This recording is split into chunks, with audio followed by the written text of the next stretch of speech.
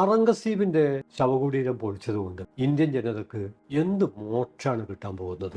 ഔറംഗസീബ് ആധുനിക കാലഘട്ടത്തിന്റെ മഹത്തായ ആദർശമാണ്, ശിവജി ആധുനിക കാലഘട്ടത്തിന്റെ മഹത്തായ ആദർശമാണ് എന്ന് ആധുനിക ജനായത്ത ബോധ്യമുള്ള ഒരാളും പറയില്ല. കാരണം രണ്ടുപേരും ജീവിച്ചത് രാജഭരണകാലത്താണ്. അതിന്റെ സാധ്യതയുണ്ടാവും, പരിമിതിയുണ്ടാവും. മുൻ മുഖ്യമന്ത്രിയായിട്ടുള്ള ഏക്നാഥ് ഷിൻഡെ പറയുന്നത് ബിൻ ലാദനെ അമേരിക്ക കടലിൽ തള്ളി, ഇപ്പുറത്ത് ഔറംഗസേബിന് എന്ത് ചെയ്യണം എന്നുള്ള രീതിയിലുള്ള പ്രസ്താവനകൾ നടത്തുന്നു. 7ാം ക്ലാസ്സിലെയും 8ാം ക്ലാസ്സിലെയും കുട്ടികൾ ഒരു 4 സാമൂഹ്യ പാഠത്തിന്റെ ക്ലാസ് കഴിഞ്ഞാൽ അറിയാതെ 2 ചേരിയായിട്ട് മാറിപ്പോകും. മുസ്ലിങ്ങളൊക്കെ ഔറംഗസേബിന്റെ പക്ഷത്തും ഹിന്ദു കുട്ടികളൊക്കെ ശിവജിയുടെ പക്ഷത്തും. ബീഹാർ ഉൾപ്പെടെയുള്ള സ്ഥലങ്ങളിൽ ബുദ്ധമതത്തിന്റെ ശക്തി കേന്ദ്രമായിരുന്നല്ലോ.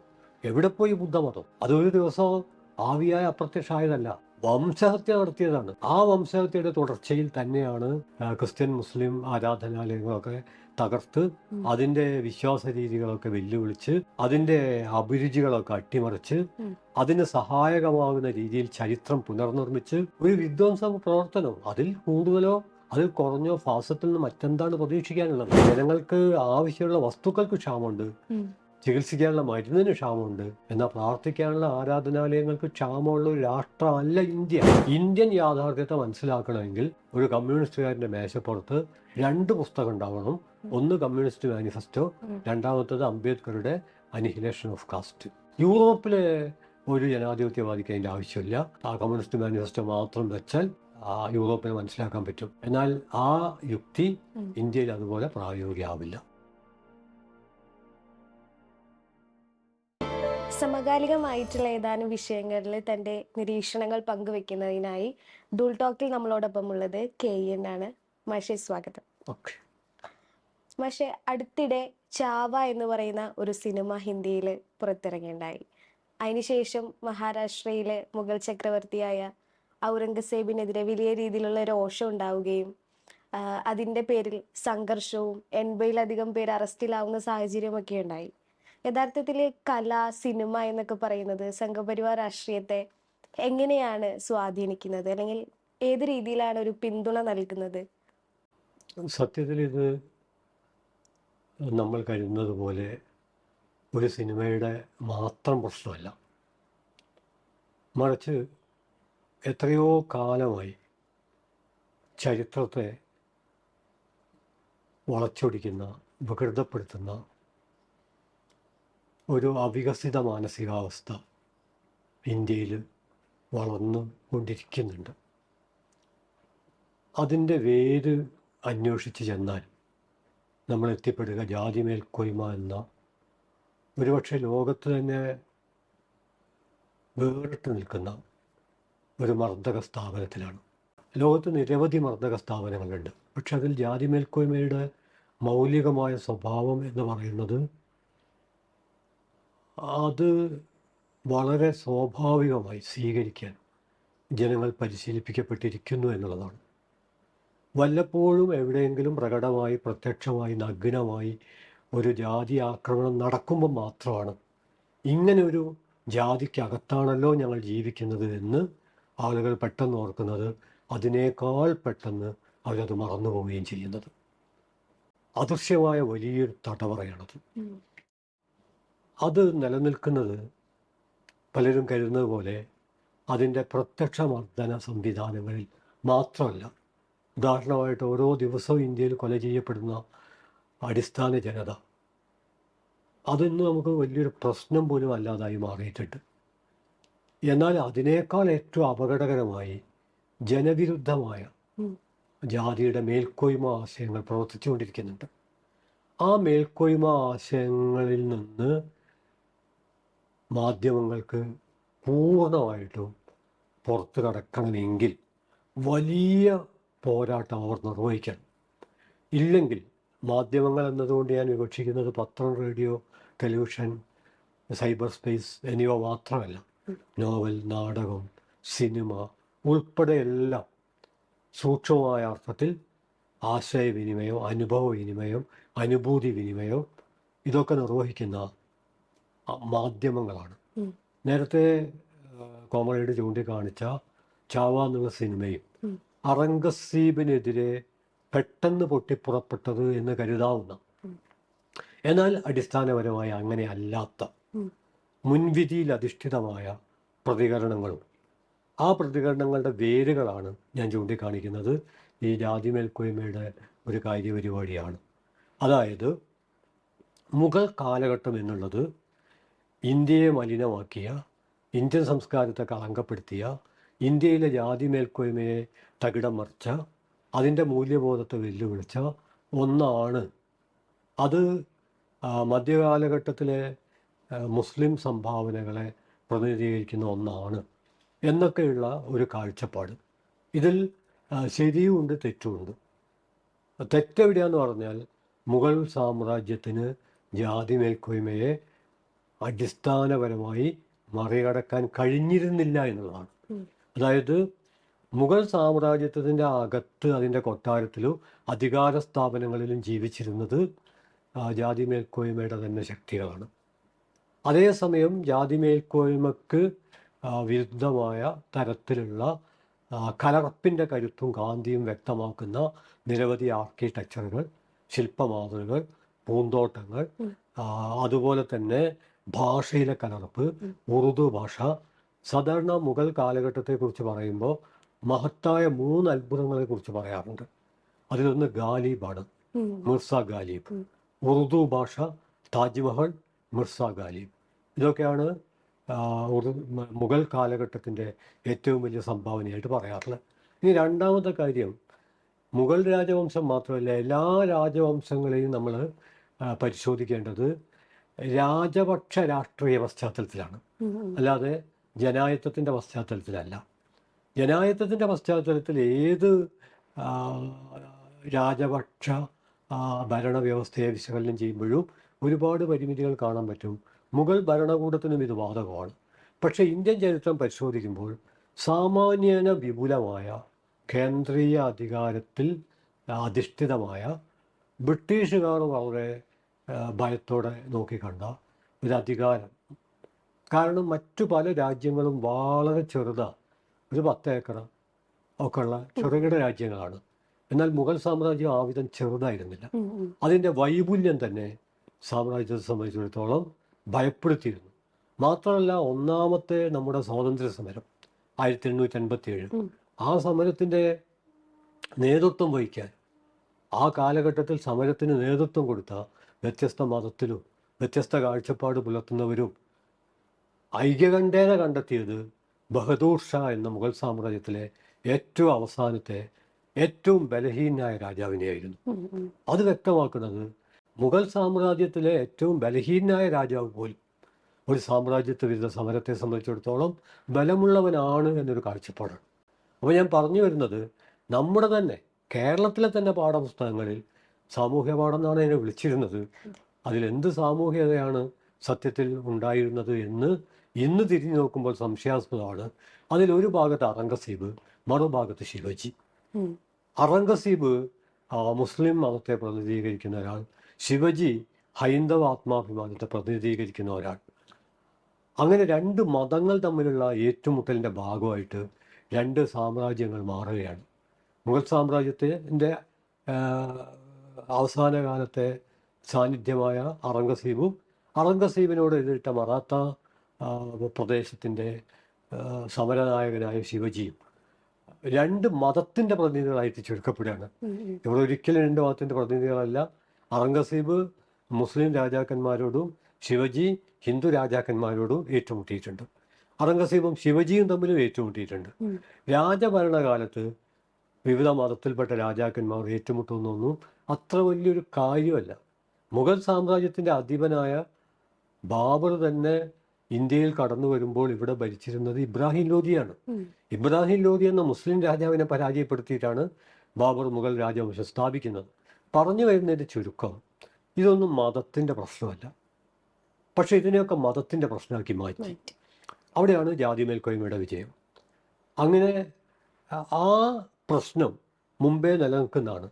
അപ്പോൾ അതിനെ എപ്പോഴൊക്കെ കത്തിക്കണം, എപ്പോഴൊക്കെ കെടുത്തണം, ഇത് രണ്ടും ഇന്ത്യൻ ജാതി മേൽക്കോയ്മക്കറിയാം, ഇന്ത്യയിലെ ഫാസിസ്റ്റുകൾക്കറിയാം. ഉദാഹരണമായിട്ട് മഹാരാഷ്ട്രയിൽ വലിയ സാമ്പത്തിക പ്രതിസന്ധി, തൊഴിലില്ലായ്മ, വിലക്കയറ്റം, ജനങ്ങളുടെ ജീവിതം കത്തുകയാണ്.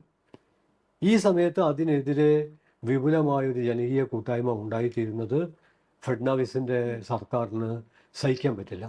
അപ്പം വളരെ എളുപ്പത്തിൽ ഈ പഴയ തർക്കങ്ങൾ, ചരിത്രത്തിൽ പരിഹരിക്കപ്പെടാത്ത തർക്കങ്ങളാണിത്. ആ തർക്കം പരിഹരിക്കപ്പെടാത്തതിൻ്റെ കാരണം പലരും കരുതുന്ന പോലെ വ്യത്യസ്ത മതങ്ങളല്ല, മറിച്ച് ജാതി മേൽക്കോയ്മയുടെ നേതൃത്വത്തിൽ രൂപപ്പെട്ട ചില കൃത്രിമ സംഘടനകളാണ്. നമുക്കറിയാം, ഈ പ്രശ്നം ഉയർത്തിക്കൊണ്ടുവരുന്നത് ചില സംഘടനകളാണ്, അല്ലാതെ ഹിന്ദു മതത്തിൻ്റെ ആചാര്യന്മാരൊന്നല്ല. അവർക്ക് വേറെ ജോലിയുണ്ട്. അതേസമയം ഈ രാഷ്ട്രീയ താല്പര്യം വെച്ച് പുലർത്തുന്നവർക്ക് ഒരു അജണ്ട ഉണ്ട്. ആ അജണ്ട ആധിപത്യ പ്രതിസന്ധി അനുഭവിക്കുന്ന സർക്കാരുകളെ, ഭരണകൂടങ്ങളെ രക്ഷിക്കാൻ, ജനരോഷത്തെ വഴിതിരിച്ചു വിടാൻ, ചരിത്രത്തിൽ നിന്ന് എന്തൊക്കെ കണ്ടെടുക്കാൻ പറ്റുമോ മുൻവിധിക്ക് മൂർച്ച കൂട്ടാൻ സഹായകമായ എന്തുമേതും അവർ ഉപയോഗിക്കും. അതിന് അവർക്ക് ഊർജം പകരാൻ വീണ് കിട്ടിയ ഒന്നായി സിനിമ മാറി എന്നേ ഉള്ളൂ. ആ സിനിമ തന്നെ രൂപം കൊള്ളുന്നത് നേരത്തെ പറഞ്ഞ ഈ മുൻവിധികളിൽ നിന്ന്, സാമാന്യ ബോധത്തിൽ നിന്നാണ്. അതുകൊണ്ട് ഇത് പരസ്പരം കെട്ടുപിണഞ്ഞ് കിടക്കുകയാണ്. ഇതൊരു ഗോർഡിയൻ നോട്ടാണ്. ഒന്നഴിക്കുമ്പോൾ വേറെ സ്ഥലത്ത് മുറുകും. നമ്മൾ വിചാരിക്കും സിനിമയാണ് പ്രശ്നം, അപ്പം പത്രത്തിൽ വന്നൊരു വാർത്തയാണ് പ്രശ്നം എന്നാവും. പത്രത്തിൽ വന്നൊരു വാർത്തയാണ് പ്രശ്നം എന്ന് പറയുമ്പോൾ നേരത്തെ തന്നെ നിലനിൽക്കുന്ന ഒരുപാട് തർക്കങ്ങളാണ് അതിന് പുതിയ ജീവൻ വെപ്പിച്ച് കൊണ്ടുവരും. അതായത് ഒരപരിഹാര്യമായ പ്രശ്നമായിട്ട് ഭൂതകാലത്തിലെ രാജഭരണത്തെ വർത്തമാനകാലത്തെ ജനജീവിതത്തെ വേട്ടയാടാനുള്ള ഒരു അസംസ്കൃത പദാർത്ഥമായിട്ട് ഉപയോഗപ്പെടുത്തുക എന്ന ഒരു തരത്തിലുള്ള ഫാസിസ്റ്റ് അജണ്ടയാണ് ഇതിൻ്റെ പിന്നിൽ പ്രവർത്തിക്കുന്നത്. അതുകൊണ്ട് ഔറംഗസീബിൻ്റെ ശവകുടീരം പൊളിച്ചതുകൊണ്ട് ഇന്ത്യൻ ജനതക്ക് എന്ത് മോക്ഷമാണ് കിട്ടാൻ പോകുന്നത്? ഇന്ത്യൻ ജനതയുടെ മോക്ഷം ഏതോ കഴിഞ്ഞ കാലത്ത് മരിച്ചുപോയ ഒരു പഴയ രാജാവിൻ്റെ ശവകുടീരത്തിൽ അന്വേഷിക്കുന്നതിനേക്കാൾ അപഹാസ്യമായിട്ട് എന്തുണ്ട്? അതുകൊണ്ട് ഔറംഗസീബിൻ്റെ മക്ബറ പൊളിക്കുന്നതും പൊളിക്കാതിരിക്കുന്നതും അല്ല യഥാർത്ഥത്തിലുള്ള പ്രശ്നം. അങ്ങനെ പൊളിക്കാൻ തുടങ്ങിയാൽ ഇത് എവിടെ ചെന്നാണ് അവസാനിക്കുക?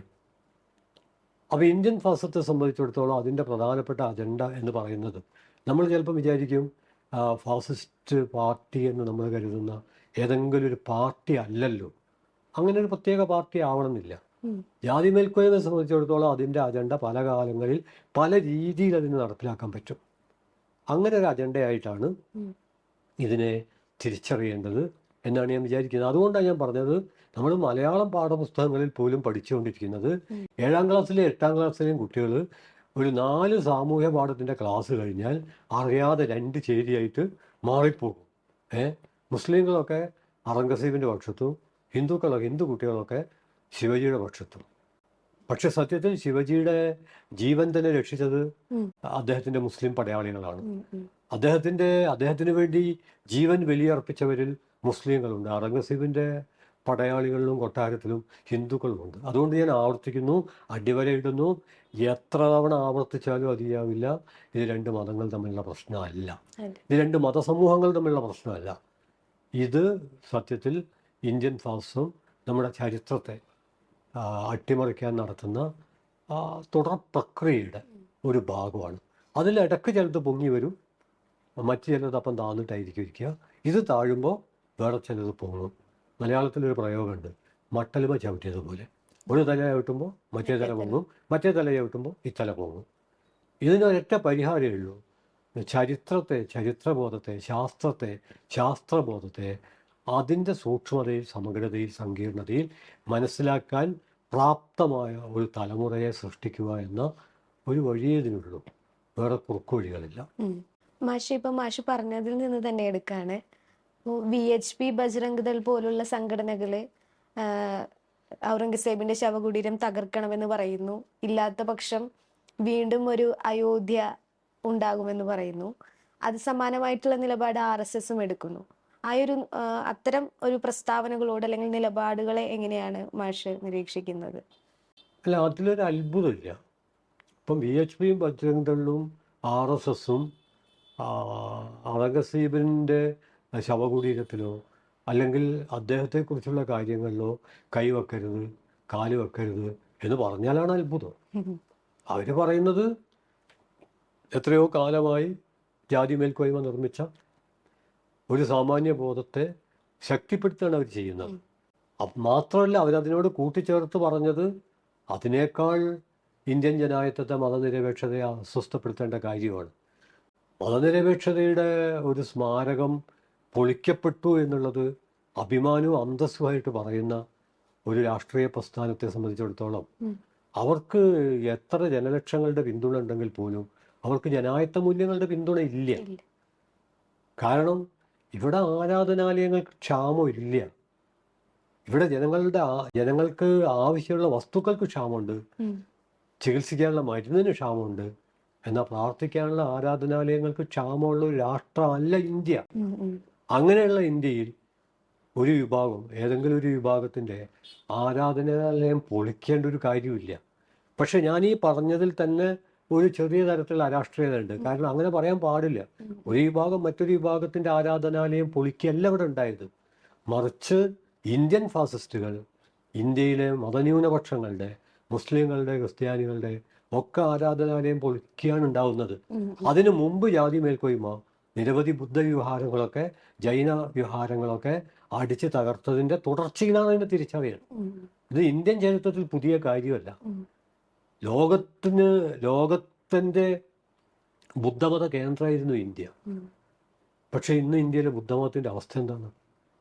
1956 അംബേദ്കറും ഒരു 3 ലക്ഷത്തോളം വരുന്ന മഹാറുകളും ജാതി പീഡനത്തിനെതിരെയുള്ള പ്രതിഷേധത്തിൻ്റെ ഭാഗമായി ബുദ്ധമതത്തിൽ ചേർന്നിട്ടില്ലായിരുന്നുവെങ്കിൽ ബുദ്ധമതം ഇന്ത്യയിലെ ഒരു മ്യൂസിയം പീസായി മാറുമായിരുന്നു. ഒരു മതം രൂപപ്പെട്ട് ശക്തിപ്പെട്ട ഒരു രാഷ്ട്രത്തിൽ അത് മ്യൂസിയം പീസായി മാറിയത് അതിൻ്റെ വിഹാരങ്ങൾ, കേരളത്തിലടക്കം നിരവധി വിഹാരങ്ങൾ, കാർത്തികപ്പള്ളി, കരുനാഗപ്പള്ളി എന്നൊക്കെ പള്ളി എന്ന് മലയാളത്തിൽ എവിടെ പേരുണ്ടോ അതിൻ്റെയൊക്കെ പുറകിൽ പടർന്ന് പന്തലിച്ച് നിൽക്കുന്ന ഒരു ബുദ്ധചരിതമുണ്ട്. അത് ഡോക്ടർ അജയ് ശേഖറിനെ പോലുള്ള ആളുകളൊക്കെ ഡോക്യുമെൻ്റ് ചെയ്തിട്ടുണ്ട്. ഇത് കേരളത്തിൻ്റെ സ്ഥിതി. എന്നാൽ ഇതിനേക്കാൾ ബീഹാർ ഉൾപ്പെടെയുള്ള സ്ഥലങ്ങളിൽ ബുദ്ധമതത്തിൻ്റെ ശക്തി കേന്ദ്രമായിരുന്നല്ലോ. എവിടെ പോയി ബുദ്ധമതം?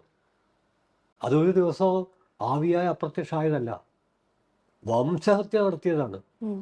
എന്നാൽ ആ വംശഹത്യയുടെ തുടർച്ചയിൽ തന്നെയാണ് ക്രിസ്ത്യൻ മുസ്ലിം ആരാധനാലയങ്ങളൊക്കെ തകർത്ത് അതിൻ്റെ വിശ്വാസ രീതികളൊക്കെ വെല്ലുവിളിച്ച് അതിൻ്റെ അഭിരുചികളൊക്കെ അട്ടിമറിച്ച് അതിന് സഹായകമാകുന്ന രീതിയിൽ ചരിത്രം പുനർനിർമ്മിച്ച് ഒരു വിധ്വംസ പ്രവർത്തനം, അതിൽ കൂടുതലോ അതിൽ കുറഞ്ഞോ ഫാസത്തിൽ നിന്ന് മറ്റെന്താണ് പ്രതീക്ഷിക്കാനുള്ളത്?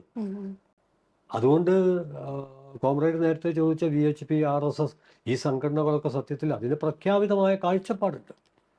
അതിവിടെ എല്ലാവരുടെയും ആരാധനാലയങ്ങൾ നിലനിൽക്കണം, എല്ലാവരുടെയും ഉത്സവങ്ങളും നല്ല രീതിയിൽ നിലനിൽക്കണം, എല്ലാവരും എല്ലാ ഉത്സവത്തിലും പങ്കെടുക്കണം, എല്ലാവരും എല്ലാ ആരാധനാലയങ്ങളിലും പങ്കെടുക്കണം എന്നൊക്കെയുള്ള നവോത്ഥാന കാഴ്ചപ്പാട് അംഗീകരിക്കുന്നവരല്ല. അപ്പോൾ അവരിൽ നിന്ന് മറിച്ചൊരു പ്രസ്താവന വന്നാലാണ് ഇവർക്ക് എന്തു പറ്റി എന്ന് നമ്മൾ അത്ഭുതപ്പെടേണ്ടത്. ഇത് അത്ഭുതപ്പെടുത്തേണ്ട ഒന്നല്ല. അതേ സംബന്ധിച്ച് ഇതിൽ അമ്പരപ്പിക്കേണ്ട ഒരു കാര്യമുണ്ട്. അത് വ്യത്യസ്ത ജനവിഭാഗങ്ങൾ സൗഹൃദത്തോടെ ജീവിക്കുന്ന ഒരു സമൂഹത്തിൽ ഇത് പലതരത്തിലുള്ള സംഘർഷങ്ങളും അസ്വസ്ഥതകളും ഉണ്ടാക്കും. അതാണ് നമ്മളിപ്പം കണ്ടുകൊണ്ടിരിക്കുന്നത്. അതൊരു ജനാധിപത്യ രാഷ്ട്രത്തിന്, ഒരു ജനതക്ക് പരിക്കുണ്ടാക്കും. അത് പ്രതിരോധിക്കപ്പെടണം. 2024 ലോക്സഭാ തെരഞ്ഞെടുപ്പിൽ ഇതുപോലെ മഹാരാഷ്ട്രയിൽ മാഷ് പറഞ്ഞ പോലെ തന്നെ ഒരു വലിയ രീതിയിലുള്ള ഒരു വീഴ്ച മഹായുതി സഖ്യത്തിന് സംഭവിച്ചിരുന്നു. ഇപ്പോൾ മാഷ് പറഞ്ഞ ഒരുപാട് പ്രശ്നങ്ങൾ ആ സംസ്ഥാനത്തുള്ള മനുഷ്യർ അനുഭവിക്കുന്നുണ്ട്. ഇപ്പോൾ ഉള്ളി കർഷകരുടെ പ്രതിസന്ധികൾ പോലുള്ളതെല്ലാം. പക്ഷെ ഇത്തരം കാര്യങ്ങളൊക്കെ മാറ്റി നിർത്തപ്പെട്ടിട്ട് ഇപ്പോൾ ഈ ഔറംഗസേബിന്റെ വിഷയം നിലനിൽക്കുമ്പോൾ ഫട്നാവിസ് പറയുന്നത് ചാവ എന്ന് പറയുന്ന സിനിമയിൽ ഒരു വസ്തുതയുണ്ട്, പക്ഷേ ആ വസ്തുതകളെല്ലാം മനസ്സിലാക്കിക്കൊണ്ട് സംസ്ഥാനത്തുള്ള ക്രമസമാധാനം നിലനിർത്തണമെന്ന് പറയുന്നു. അതേ സ്ഥാനത്ത് മുൻ മുഖ്യമന്ത്രിയായിട്ടുള്ള ഏക്നാഥ് ഷിൻഡെ പറയുന്നത് ബിൻ ലാദനെ അമേരിക്ക കടലിൽ തള്ളി, അപ്പോൾ ഇപ്പുറത്ത് ഔറംഗസേബിന് എന്ത് ചെയ്യണം എന്നുള്ള രീതിയിലുള്ള പ്രസ്താവനകൾ നടത്തുന്നു. ഇതിലെല്ലാം ഒരു പരോക്ഷമായിട്ടുള്ള ഒരു നീക്കം ഇവരുടെ ഭാഗത്ത് നിന്ന് ഉണ്ടാവുന്നുണ്ടോ എന്നുള്ളതാണ് എൻ്റെ ഒരു ചോദ്യം. അല്ല, ഇതിലൊക്കെ ഞാൻ നേരത്തെ വളരെ വിശദമായി പറഞ്ഞൊരു കാര്യം തന്നെയാണ് ഇതിൻ്റെ അടിസ്ഥാന സ്രോതസ്. അതായത് ഇപ്പോൾ നമ്മൾ താരതമ്യം നടത്തുമ്പോൾ ഔറംഗസീബും ബിൻ ലാദനും തമ്മിൽ എന്ത് ബന്ധമാണുള്ളത്? അല്ലെങ്കിൽ ബിൻ ലാദൻ തന്നെ സത്യത്തിൽ ആരാണ്, ആരുടെ നിർമ്മിതിയാണ്? അപ്പോൾ സാമ്രാജ്യത്വത്തെ മാറ്റിവെച്ചുകൊണ്ട് സാമ്രാജ്യത്വ നിർമ്മിതികളായ ഉം. ഭീകര പ്രവണതകളെക്കുറിച്ചൊക്കെ ഏത് പ്രകാരത്തിലാണ് നമുക്ക് സംസാരിക്കാൻ കഴിയും? പ്രത്യേകിച്ച് നമ്മൾ സംസാരിക്കുന്ന ഈ സമയം തന്നെ അതിന് സാക്ഷ്യം വഹിക്കുന്നുണ്ട്. കാരണം ഗസയിൽ ഉം, ഉം. ട്രംപ് എന്താണ് പറയുന്നത്? ട്രംപ് പറയുന്നത് ആ, ഗസയിലെ ജനങ്ങൾക്ക് ആഫ്രിക്കയിൽ ഇടം കൊടുക്കാം. ഉം. ഇയാൾ ആര്? ആഫ്രിക്കയിൽ ജനങ്ങൾ ജീവിക്കുന്നില്ലേ? ഇത് തന്നെയായിരുന്നില്ലേ മുമ്പും സയനിസ്റ്റുകൾ പറഞ്ഞിരുന്നത്? ഇത് തന്നെയായിരുന്നു മുമ്പും ബ്രിട്ടൻ പറഞ്ഞിരുന്നത്. അതായത് നിങ്ങൾക്ക് ഞങ്ങൾ ഉഗാണ്ടയിൽ സ്ഥലം തരാം. ഇതായിരുന്നു അന്ന് പീഡിത ജൂത വിഭാഗത്തിൻ്റെ മുമ്പിൽ ബ്രിട്ടൻ വെച്ച നിർദ്ദേശം. ഉം. ഉഗാണ്ടയിൽ അപ്പം ജനങ്ങൾ ജീവിച്ചിരിപ്പുണ്ടല്ലോ, പാലസ്തീനിൽ അപ്പം ജനങ്ങൾ ജീവിച്ചിരിപ്പുണ്ടല്ലോ. അതുപോലെ അറംഗസീബ് ഏത് കാലത്ത് ജീവിച്ച ആളാണ്? ഞാൻ നേരത്തെ പറഞ്ഞു, നമുക്കെല്ലാവർക്കും അറിയാം, രാജഭരണകാലത്ത് നൂറ്റാണ്ടുകൾക്ക് മുമ്പ് ജീവിച്ച ഒരാളാണ്. ബിൻ ലാദൻ സമീപകാലത്ത് ജീവിച്ച ഒരാളാണ്. അപ്പം ഈ തത്വശാസ്ത്രത്തിലൊരു പരികല്പനയുണ്ട്, എക്ലക്റ്റിസിസം എന്ന് പറയും. ഉം. അതായത് പരസ്പര ബന്ധമില്ലാത്ത കാര്യങ്ങളെ, ആശയങ്ങളെ, ഉം. സംഭവങ്ങളെ ഒരു തത്വദീക്ഷയും കൂടാതെ കൂട്ടിക്കലർത്തി അവതരിപ്പിക്കുക. ആ രീതിയിലുള്ള അവതരണമാണ് മഹാരാഷ്ട്രയിലെ ഭരണാധികാരികൾ നടത്തിക്കൊണ്ടിരിക്കുന്നത്. പിന്നെ അറംഗസീബ് ആധുനിക കാലഘട്ടത്തിൻ്റെ മഹത്തായ ആദർശമാണ്, ശിവജി ആധുനിക കാലഘട്ടത്തിൻ്റെ മഹത്തായ ആദർശമാണ് എന്ന് ആധുനിക ജനായത്ത ബോധ്യമുള്ള ഒരാളും പറയില്ല. ഉം. കാരണം രണ്ടുപേരും ജീവിച്ചത് രാജഭരണകാലത്താണ്. അതിൻ്റെ സാധ്യതയുണ്ടാവും, പരിമിതിയുണ്ടാവും. അറംഗസീബിനെ പറ്റി പറയുമ്പോൾ സാധാരണ പറഞ്ഞു വരുന്നത് അദ്ദേഹം വളരെ ലാളിത്യം, തൊപ്പി തുന്നിയും ഖുറാൻ പകർത്തിയൊക്കെയാണ് ജീവിച്ചത്. ഉം. കോടിക്കണക്കിന് സമ്പത്തിൻ്റെ ഉടമയായുള്ള ഒരു രാജാവിന് ഇനി രാജ്യം മുഴുവൻ പാപ്പരായാലും വളരെ പ്രതാപത്തിലും പ്രൗഢിയിലും ജീവിക്കാവുന്ന ഒരു രാജാവ് അത്തരൊരു വഴി തിരഞ്ഞെടുത്തു എന്നുള്ളത് ഒരു വ്യക്തി എന്ന നിലയിൽ അദ്ദേഹത്തിന് അഭിമാനിക്കാവുന്ന ഒന്നാണ്. ഉം. അതേസമയം മതപരമായ അസഹിഷ്ണുത പുലർത്തി എന്ന അദ്ദേഹത്തിൻ്റെ ഭരണകാലത്തെക്കുറിച്ച് പറയുന്നുണ്ട്. അത് ആധുനിക കാലത്ത് അംഗീകരിക്കാൻ കഴിയില്ല.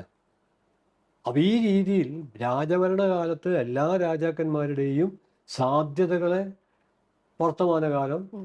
രാജഭരണകാലമായിരുന്നു എന്ന് കൃത്യം ഓർത്തുകൊണ്ട് സ്വാഗതം ചെയ്യുകയും ഉം. അതിൻ്റെ പരിമിതികളെ ആ രാജഭരണകാലത്തിൻ്റെ അവസാനത്തോടെ അവസാനിച്ചതായി മനസ്സിലാക്കുകയും ചെയ്യണം. ഉം.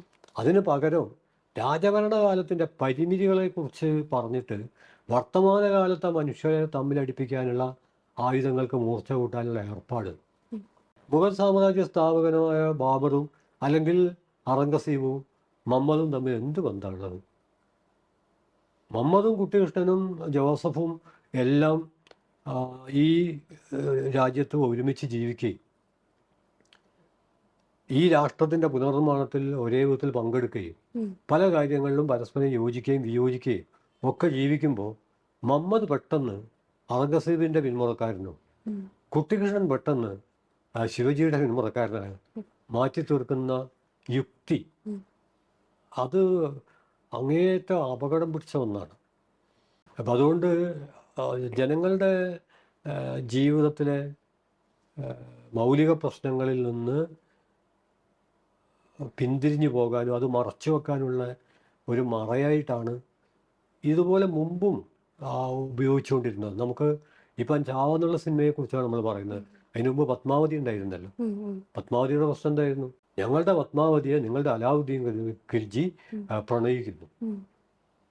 അതായത് ഒരടിസ്ഥാനവും ഇല്ലാത്ത, ചരിത്രത്തിൽ ഒരു പിന്തുണയില്ലാത്ത, ഇനി ഉണ്ടെന്ന് തന്നെ വിചാരിക്കുക, എന്താ പ്രണയിച്ചാൽ അങ്ങനെ വല്ല നിയമമുണ്ടോ?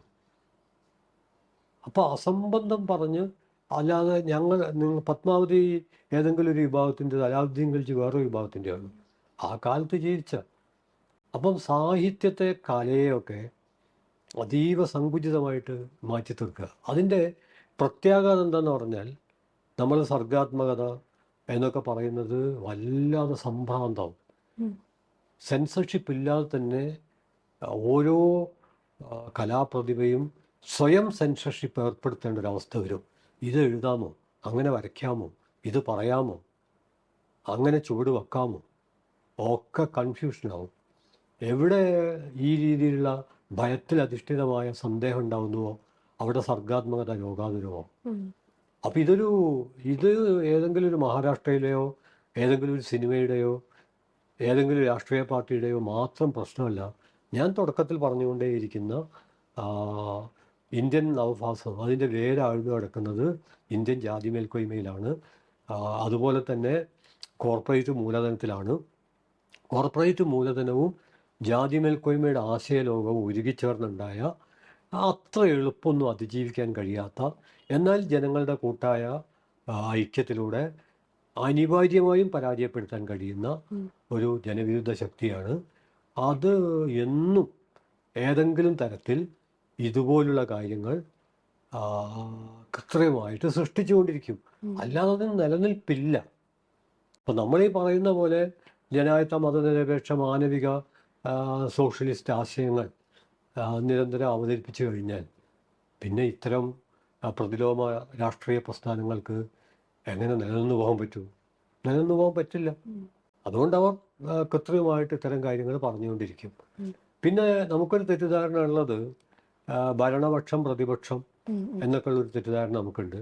ഭരണപക്ഷമായാലും പ്രതിപക്ഷമായാലും അതിന് നിലനിൽക്കുന്ന സാമാന്യ ബോധത്തിൻ്റെ ഭ്രമണപഥങ്ങളിൽ നിന്ന് പൊരുതി പുറത്തു വരാൻ കഴിഞ്ഞാൽ മാത്രമേ, ഇത് സിനിമയ്ക്ക് ബാധകമാണ്, രാഷ്ട്രീയ പാർട്ടിക്ക് ബാധകമാണ്, എല്ലാ രാഷ്ട്രീയ പാർട്ടിയിലെയും അംഗങ്ങൾക്കും ബാധകമാണ്. ഒരു രാഷ്ട്രീയ പാർട്ടിയുടെ നിലപാട് അടിസ്ഥാനപരമായിട്ട് ഈ പറയുന്ന ജാതി മേൽക്കോയ്മയുടെ കാഴ്ചപ്പാടിനോട് എതിരിടുന്നതായിരിക്കും. പക്ഷേ ആ രാഷ്ട്രീയ പാർട്ടിയെ പിന്തുണയ്ക്കുന്ന എല്ലാവരിലും ഒരേപോലെ ഈ കാഴ്ചപ്പാട് ഒരത്ഭുതം പോലെ, ഒരു സ്വിച്ചിട്ടതുപോലെ പെട്ടെന്ന് ഉണ്ടായിത്തീരണമെന്നില്ല. ഉണ്ടായിത്തീരണമെങ്കിൽ ഓരോ ആളും, ഇപ്പം എന്നിൽ നിങ്ങളിലൊക്കെ ഇത്തരത്തിലുള്ളൊരു ജനായത്ത ബോധ്യം ഉണ്ടാവണമെങ്കിൽ ഇന്ത്യയിൽ നമ്മൾ വലിയ ആന്തരിക സമരത്തിലൂടെ കടന്നു പോകണം. കാരണം ഇത് സഹസ്രാബ്ദങ്ങളായിട്ട് ജാത്യാധിപത്യം നിലനിൽക്കുന്ന ഒരു രാജ്യമാണ്. അംബേദ്കർ പറയുന്നുണ്ട്, ഇന്ത്യൻ രാഷ്ട്രത്തിൻ്റെ മണ്ണിൻ്റെ മേൽപ്പാളിയിൽ മാത്രമാണ് ഇപ്പോൾ ജനാധിപത്യം, അതായത് സ്വാതന്ത്ര്യാനന്തരം ഉണ്ടായി തീർന്നിട്ടുള്ളത്. ഇതിൻ്റെ അടിയിൽ അട്ടിയായിട്ട് ജാത്യാധിപത്യം ഘനീഭവിച്ച് കിടക്കുകയാണ്. അപ്പം അതുകൊണ്ട് യൂറോപ്പിനെ കുറിച്ചൊക്കെ നമുക്ക് വലിയ വിമർശനങ്ങൾ ഉന്നയിക്കാം. പക്ഷെ അവർക്ക് ഈ ജാത്യാധിപത്യത്തിൻ്റെ ഭാരമില്ല. അവർക്ക് വർണ്ണപ്രശ്നമുണ്ട്. പക്ഷേ വർണ്ണപ്രശ്നം ഇന്ത്യൻ ജാത്യാധിപത്യത്തിൻ്റെ പ്രശ്നമായിട്ട് താരതമ്യപ്പെടുത്തുമ്പോൾ പിറകിലാണ്. ഇന്ന് ഈ ലോകത്ത് നിലനിൽക്കുന്ന ഏറ്റവും പ്രച്ഛന്ന ഭീകരത എന്ന് പറയുന്നത് ജാത്യാധിപത്യം തന്നെയാണ്. ഇത് തിരിച്ചറിയുന്നതിലാണ് നമ്മൾ ദയനീയമായി തോറ്റുകൊണ്ടിരിക്കുന്നത്. അതുകൊണ്ട് മുമ്പ് എനിക്ക് തോന്നുന്നു ഡൂൾ ന്യൂസിൻ്റെ തന്നെ ഒരു അഭിമുഖത്തിലായിരുന്നു എന്ന് തോന്നുന്നു, ഞാൻ പറഞ്ഞു, ഇന്ത്യൻ യാഥാർത്ഥ്യത്തെ മനസ്സിലാക്കണമെങ്കിൽ ഒരു കമ്മ്യൂണിസ്റ്റുകാരൻ്റെ മേശപ്പുറത്ത് 2 പുസ്തകം ഉണ്ടാവണം. ഒന്ന് കമ്മ്യൂണിസ്റ്റ് മാനിഫെസ്റ്റോ, രണ്ടാമത്തത് അംബേദ്കറുടെ അനിഹിലേഷൻ ഓഫ് കാസ്റ്റ്. യൂറോപ്പിലെ ഒരു ജനാധിപത്യവാദിക്ക് അതിൻ്റെ ആവശ്യമില്ല. ആ കമ്മ്യൂണിസ്റ്റ് മാനിഫെസ്റ്റോ മാത്രം വെച്ചാൽ യൂറോപ്പിനെ മനസ്സിലാക്കാൻ പറ്റും. എന്നാൽ ആ യുക്തി ഇന്ത്യയിൽ അതുപോലെ പ്രായോഗികമാവില്ല.